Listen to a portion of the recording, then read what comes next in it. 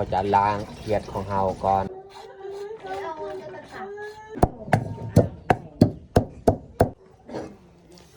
แกงของเรากับ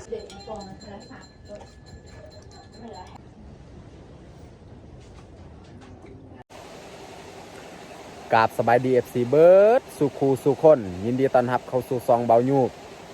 สำหรับตอนแรกวันนี้คอยกาไปซ้อมจากไดโมแล้วหลังจากซ้อมจากไดโมแล้วนี่กะหาเก็บผักตามห้วยแล้วจึงมาเฮ็ดกินอยู่บ้านโอเคแต่ทุกคนสามารถติดตามการเคลื่อนไหวของเฮาในตอนแรกวันนี้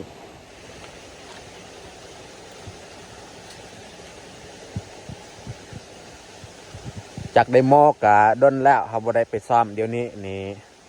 ใบพัดมันปิ่นบ่ค่อยแห้งปานใดไฟกะเลยบ่แห้งเขาจำเป็นต้องได้ออกไปซ้อม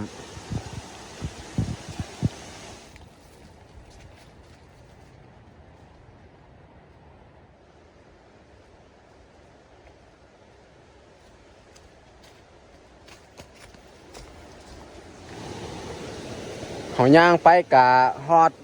ห้วยที่เขาเฮ็ดจากได้แล้วช่วงนี้น้ำกะเริ่มบกแล้วเพราะว่าฝนกะบ่ได้ตกไม่แต่เขาจะย่างขึ้นเลยเขาเมื่อจักน้อยนี่เขาจะเลาะเบิงเลยตามแคมห้วยนี่ผักกูดเพราะว่าห้วยตัวนี้นี่มีผักกูดเขาสิย่างลงลุ่มเลยหลังจากเขาซ้อมจากไดโมแล้ว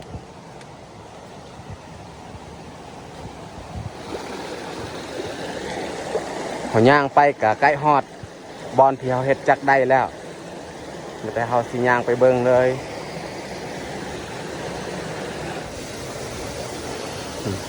โอ้นำบ่พ่อสมพ่อมันดังตราดอ้าวมีแนวมาตันอีก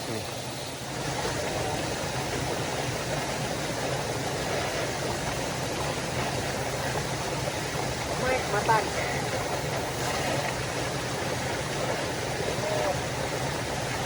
พ่อแต่เขาจะไปแปลงอยู่เพิ่งนี้จากได้ของเฮานี่มันเป็นบ่แห้งย้อนว่านำบ่พอแต่เขาจะขึ้นไปแปลงอยู่เทิงเพราะว่าช่วงนี้น้ำก็เริ่มบกแล้วเขาก็บ่ได้ไปซ้อมโดนเติบเลย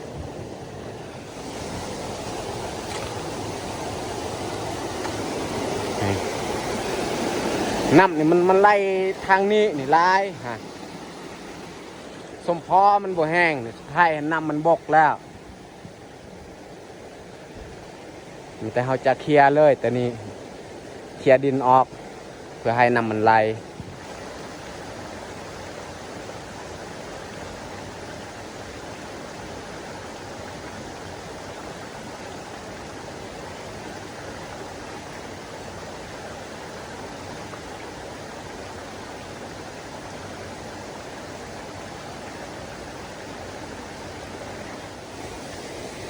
หลังจากเขาขวดดินออกแต่นี่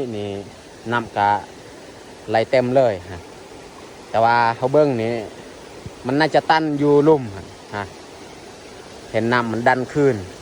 แต่เขาจะไปเบิ้งอยู่ลุ่มอีก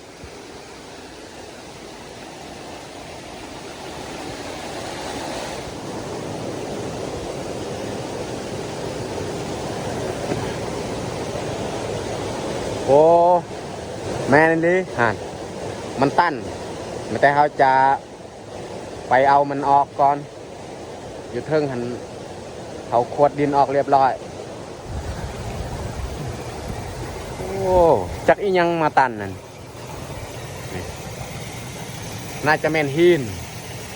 แต่เขาจะถอดกระปุกนี้แหละออกคันบอนนี่เอาออกบ่ได้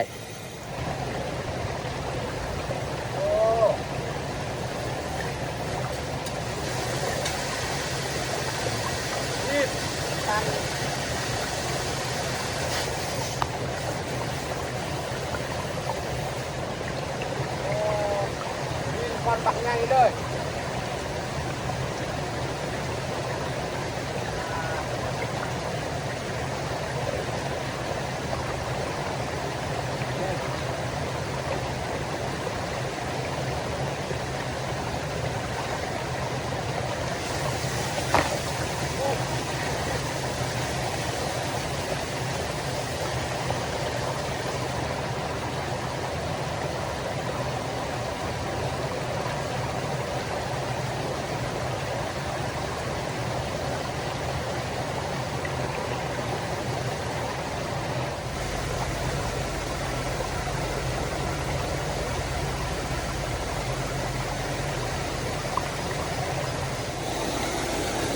นี่ตอนนี้นี่เฮาซ้อมกับสำเร็จเรียบร้อยมันปิ่นแห้งขนาดไม่แต่เฮาสิย่างเมื่อเลย เก็บผักกูดตามห้วยนี่แหละเฮาสิย่างลงเลยเฮาลงไปเบิ่งตามแคมห้วยนี่ถ้าว่าบ่มีนี่ไม่แต่เฮาย่างเมื่อบ้านเลยเมื่อ1ข้าว1น้ำอยู่บ้านแต่ว่าเฮาลองไปเบิ่งก่อนตามแคมห้วยนี่น่าจะมีผักกูดผักกูดก็มีอยู่แต่บ่หลาย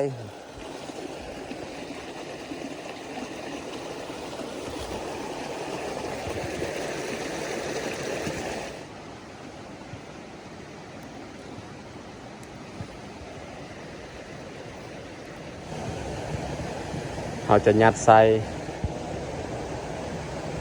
ผักที่เราหาได้ก็ไม่แต่สำนี้แหละ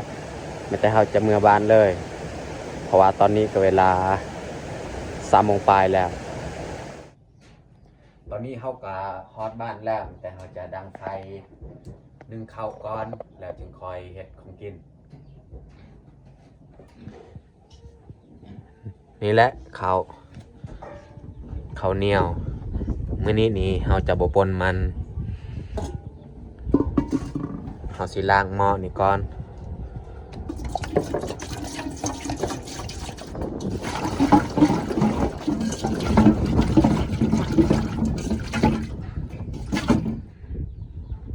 ตอนนี้เรากำลังเรียบร้อยแต่จะใส่น้ำเลย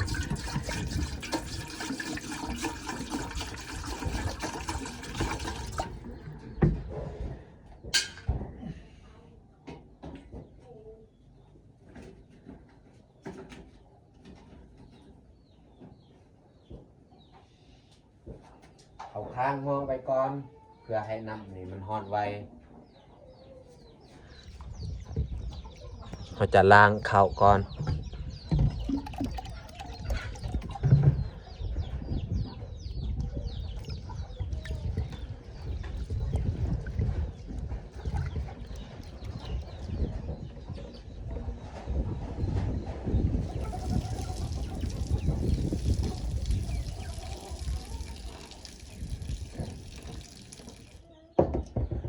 ก่อนเฮาสีใส่ข้าวนี่แม่นเฮาจะหดก่อน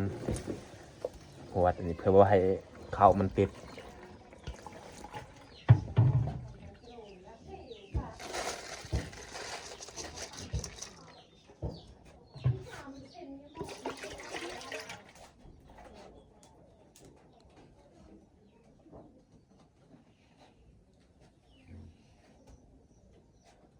เขานึ่งไว้เรียบร้อยแต่เขาทาซุ่มไฟเพื่อให้มันสุกไว้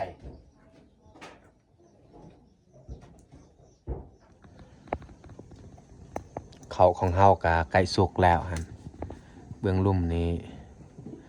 สุกเรียบร้อยแต่เขาจะสีกเลยเพราะว่าเบื้องเทิงนี้ยังบ่ทันสุกปานใด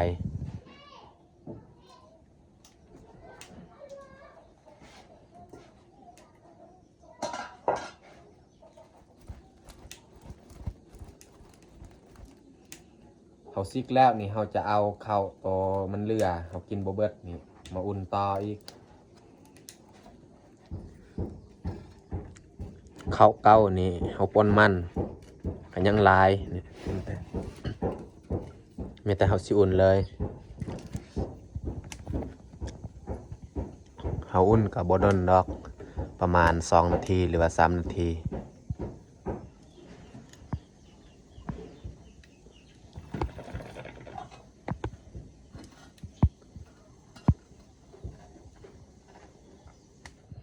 เขาเอาผักกูดของเฮานี่มาล้างผักกูดที่เฮาไปเอาวางยานี่ล้างแล้วจึงลวกเพราะว่าตอนแรกมื้อนี้ก็สิเฮ็ดปนเขียด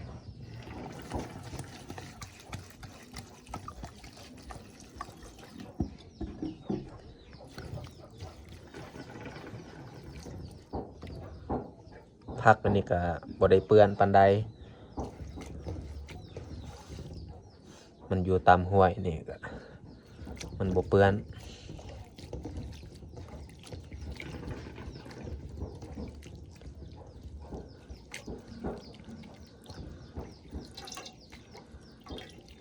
ล้างอีกเทีนึง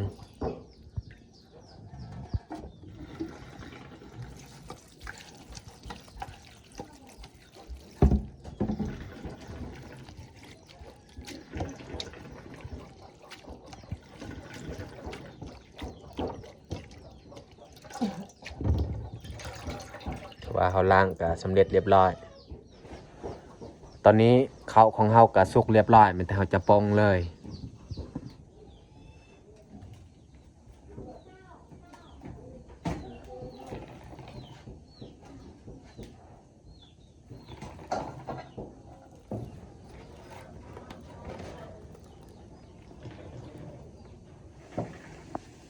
ข้าวนี่เขาปรุงเรียบร้อยมันแต่เฮาจะใส่ต่ออีกผักกูดนี่เขาลวกไว้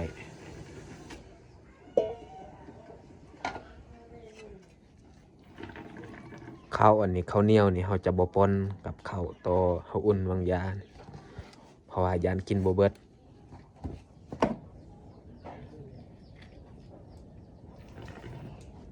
ในติ๊บตัวนี้แมนเขาจะใส่แต่ข้าวเหนียวสดๆ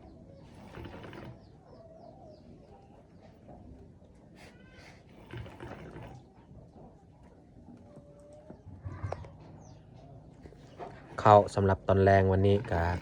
2 ติ๊บอันนี้จะแมนข้าวที่เขาอุ่นส่วนติ๊บตัวนี้แมน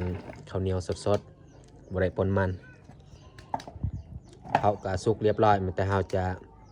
เอามักเพชรมาจีเพราะว่าเราสิเฮ็ดปนนี่มักเพชรของเราจะเฮ็ดปนวันนี้นี่มักเพชรนี่เราจีแล้วก็นี่ขิงเราใส่ขิงอีกแต่เราสิเอาไม้นี่เสียบใส่เลย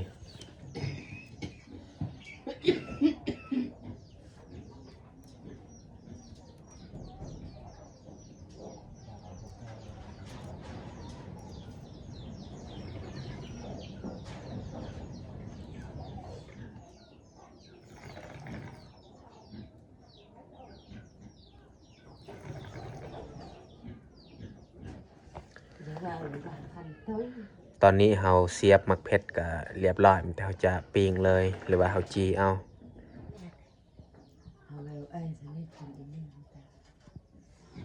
ตอนนี้เราปิ้งหรือว่าเราจีมักเพชรเรียบร้อยมันแต่เราจะไปเอาเขียด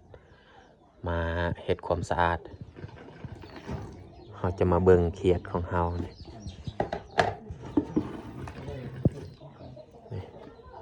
เราเอาตัวหนึ่งมาปนเอา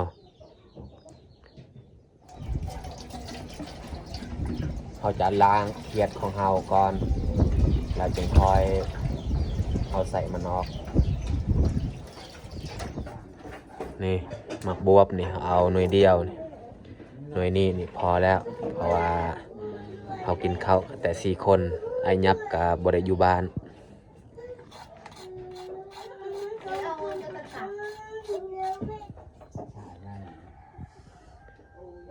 ตอนนี้เขาคูดแล้วก็มาล้างเรียบร้อยมันเขาจะซอยเลย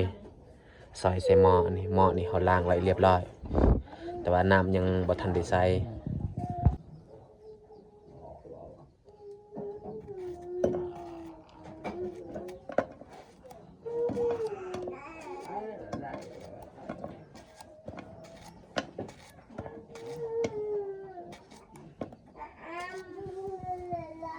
ตอนนี้เฮาซอยมักบวบก็เรียบร้อยแต่จะเอาน้ำมาเติมใส่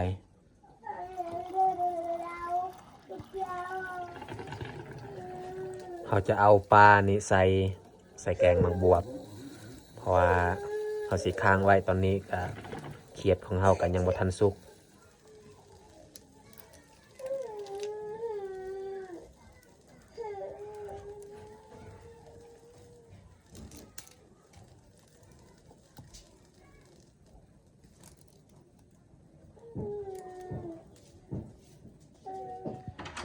ปลานี่เขาก็ใส่เรียบร้อยมันแต่เขาจะเอามาเผ็ดมาตำแล้วก็ใส่แกงอีกหน่อยนึง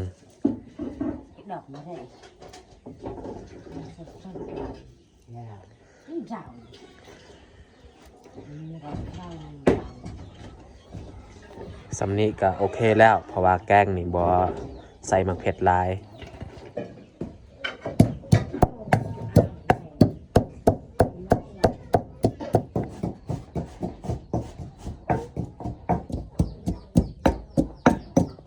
อนนี้เราตำมักเพชรกะแรกแล้วแต่เราจะตักใส่หม้อเลย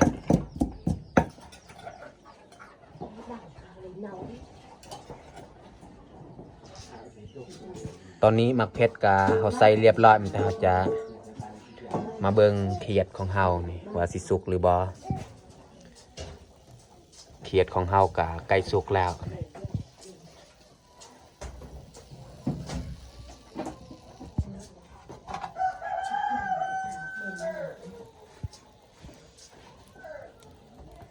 ตอนนี้ก็สุกเรียบร้อยแต่เราจะปรุงเลยเขาปรุงแล้วก็ค้างหม้ออันนี้ต่ออีกโอ้เขาลืมเอาฝาดโอ้ติด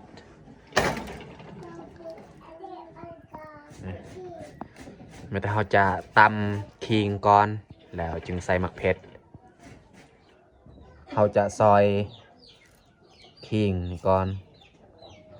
แล้วจึงใส่มักเพชรแล้วก็ตำพร้อมกันเลยตอนนี้เขาซอยคิงก็เรียบร้อยนี่ใส่กระเทียมมักเพชรนี่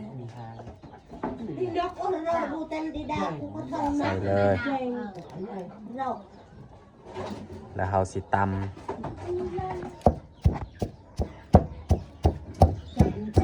มักเพชรนี่มันอยากไหมนะกระเทียมนี่ตอนเขาจี้นี่บ่ได้ทาย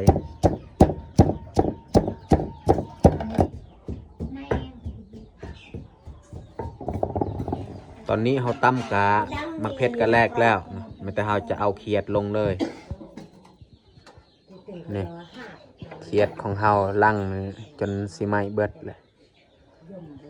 แต่เขาจะใส่เลย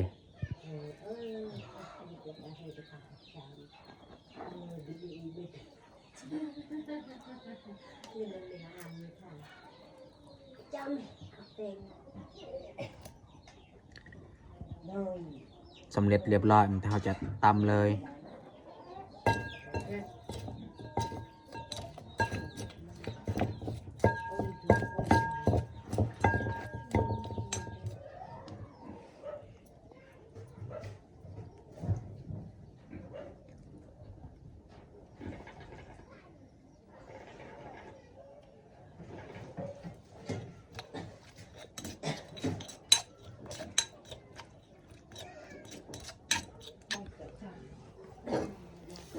แกงของเรากะฟดเรียบร้อยแต่เราจะเอาเกลือแป้งนัวมาใส่เลยเกลือ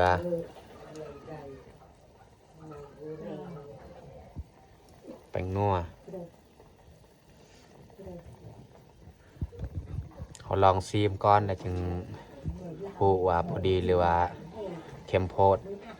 หรือว่าจางถ้ายังบ่ทันซีมนี่บ่ฮู้ตอนนี้แกงของเฮากะสุกเรียบร้อยแต่เฮาจะปรุงเลยเฮาซีมรสชาติกะซ้ำพอดี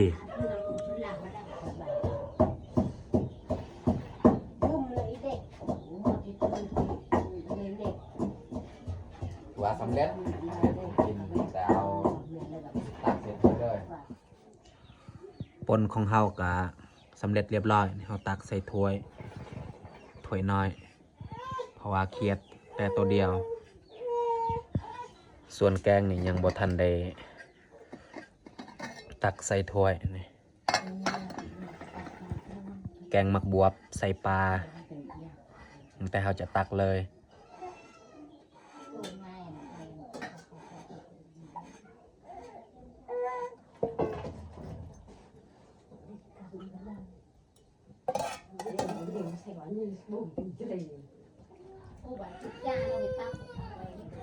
สำหรับอาหารแรกนี่มีแต่สำนี้แหละลวกผักกูดคนเคียดสีสันกะค่อนข้างดำเพราะว่าเขาปิ้งเอาบ่ได้ต้มนี่แกงมักบวบใส่ปลาเบิดแต่สำนี้แหละ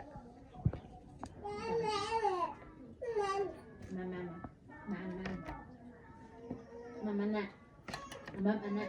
โอ้เย่ไอ้กูแง่ ตอนนี้เขาจัดข้าวของเขาสำเร็จเรียบร้อยแต่เขาจะลงมือกินข้าวเลย เอามาทุกคนมากินข้าวแรงนำกัน มาพี่น้องมากินข้าวแรงน้ำกัน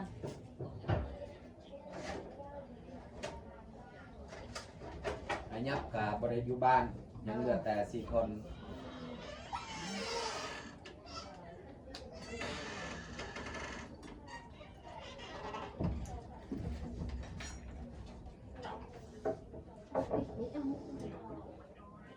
จากเดิมปนไปได้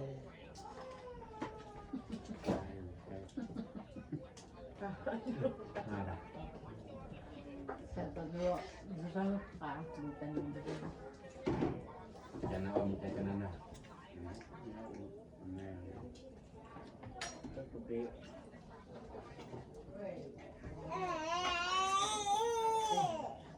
ตะโตโตเตอตะโตครับ มันจับพวกเองจับ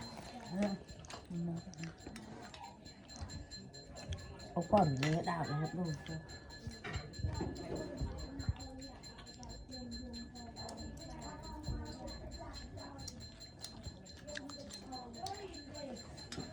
หน่อเองเด็กๆก่อนนะค่ะไม่ละแหก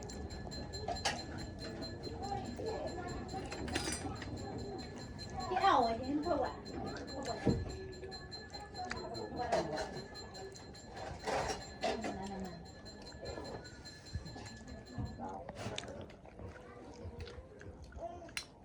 มือบังชิมือดองไปลุกดองนั่นตามูเนาะเอาอยู่อะไรไล่ตีเราก็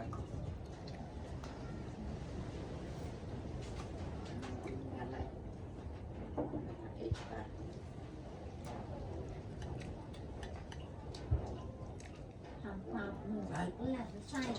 ออกสนิทเลย เอาอยู่แล้วครับ